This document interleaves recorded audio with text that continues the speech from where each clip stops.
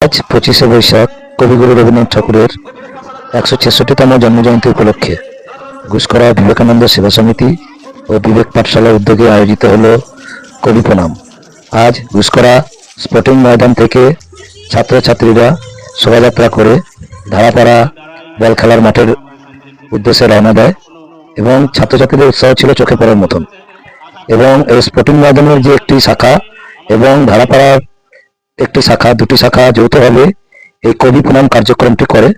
সেখানে এই সংগঠনের যে সকল শিক্ষক শিক্ষিকা এবং ছাত্রছাত্রী ছিলেন তাদের উপস্থিতিতে কবিতা, গান, নাচ এবং আরও অন্যান্য কার্যক্রমের মধ্যে দিয়ে, বিশেষ করে সাঁওতালি নৃত্য পরিবেশনের মধ্যে দিয়ে কবিকে প্রণাম জানানো হয়।